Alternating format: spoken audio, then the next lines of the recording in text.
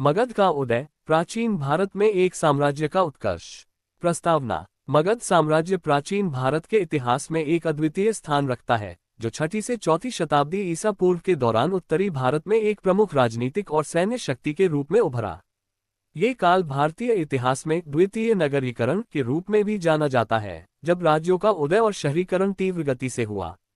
मगध का उल्लेख भारतीय संस्कृति के दो महान महाकाव्यों, रामायण और महाभारत, में भी मिलता है। महाभारत में मगध नरेश जरासंध का जिक्र आता है, जो इस क्षेत्र की प्राचीनता और एक गौरवशाली अतीत को दर्शाता है।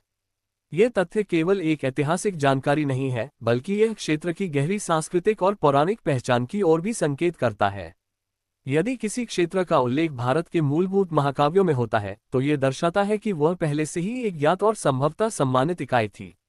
ये पूर्व मौजूदा सांस्कृतिक पहचान बाद में मगध के राजनीतिक उत्थान में सहायक सिद्ध हुई होगी, क्योंकि इसने उसके शासकों को ऐतिहासिक निरंतरता और वैधता की भावना प्रदान की, जिससे उनके लिए सत्ता को मजबूत करना और जनता से स्वीकृति प्राप्त करना आसान हो गया, बजाय इसके कि उन्हें एक पूरी तरह से नई या बाहरी शक्ति के रूप में देखा जाए। ये सांस्कृतिक नींव संभवतः उसके शुरुआती शासकों की रणनीतिक सोच को भी प्रभावित करती थी, जो इस पूर्व मौजूदा आख्यान का लाभ उठा सकते थे। भौगोलिक रूप से मगध मूलतः दक्षिण बिहार के क्षेत्र में स्थित था, जिसमें आधुनिक पटना और गया जिले शामिल थे। यह उत्तर में गंगा, पश्चिम में सोन और पूर्व में चंपा नदी से घिरा था, जबकि दक्षिण में विंध्य पर्वत इसकी सीमा बनाते थे, जिससे इसे प्राकृतिक सुरक्षा और व्यापारिक लाभ प्राप्त हुए। बुद्ध के समकालीन मगध एक शक्तिशाली और संगठित राजतंत्र के रूप में विद्यमान था। कालांतर में मगध का उत्तरोत्तर विकास होता गया और इसका इतिहास भारतीय संस्कृति और सभ्यता के विकास का एक प्रमुख स्तंभ बन गया। उत्तर वैदिक काल लगभग 1000 से 600 BC के बाद भारतीय उपमहाद्वीप में 16 महाजनपदों का उदय हुआ, जो विभिन्न क्षेत्रीय शक्तियों का प्रतिनिधित्व करते थे।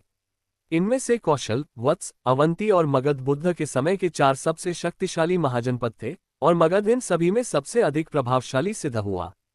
मगध ने इन महाजनपदों के बीच राजनीतिक प्रतिस्पर्धा में अपनी सैन्य कुशलता और राजनीतिक चतुराई का प्रयोग कर अन्य राज्यों को पराजित किया और उन्हें अपने साम्राज्य में मिला लिया, जिससे ये पूरे उत्तर भारत का एक शक्तिशाली राज्य बनकर उभरा। ये रिपोर्ट मगध साम्राज्य के उत्थान के बहुआयामी कारणों, प्रमुख राजवंशों और उनके महत्वपूर्ण योगदानों का विस्तृत, विश्लेषणात्मक और कालानुक्रमिक विवरण प्रस्तुत करेगी, जो भारतीय इतिहास में इसके स्थायी महत्व को उजागर करेगा। मगध के उत्थान के प्रमुख कारक। मगध के उत्थान में कई कारकों ने महत्वपूर्ण भूमिका निभाई, जिनमें भौगोलिक स्थिति, आर्थिक समृद्धि, कुशल शासक, सैन्य शक्ति और रणनीतियां तथा एक अनुकूल सामाजिक धार्मिक वातावरण शामिल हैं। इन कारकों ने मिलकर मगध को प्राचीन भारत का एक दुर्जय साम्राज्य बनाने में सहायता की। भौगोलिक और सामरिक लाभ। मगध की भौगोलिक स्थिति इसकी सफलता का एक महत्वपूर्ण और निर्णायक कारण थी। यह जलोढ़ मध्य गंगा के मैदान के केंद्र में स्थित था, जहां पर्याप्त वर्षा और अत्यधिक उपजाऊ भूमि के कारण कृषि उत्पादकता बहुत अधिक थी।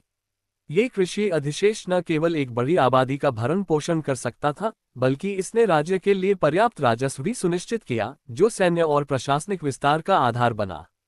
मगध के पास समृद्ध लोहे के भंडार थे, विशेषकर इसकी सबसे पुरानी राजधानी राजगीर से ज्यादा दूर नहीं। इन भंडारों ने मगध के शासकों को ऐसे प्रभावी हथियार जैसे लोहे की नोक वाले तीर बनाने में सक्षम बनाया, जो उनके प्रतिद्वंद्वियों के लिए आसानी से उपलब्ध नहीं थे। बुद्ध युग तक लोहा न केवल सैन्य दृष्टिकोण से, बल्कि कृषि औजारों के रूप में भी महत्वपूर्ण हो चुका था, जिससे उत्पादकता में और वृद्धि हुई। लोहे के भंडार की प्रचुरता ने न केवल बेहतर हथियारों के निर्माण को संभव बनाया, बल्कि कृषि औजारों में भी सुधार किया। इससे कृषि उत्पादकता में वृद्धि हुई, जिससे आर्थिक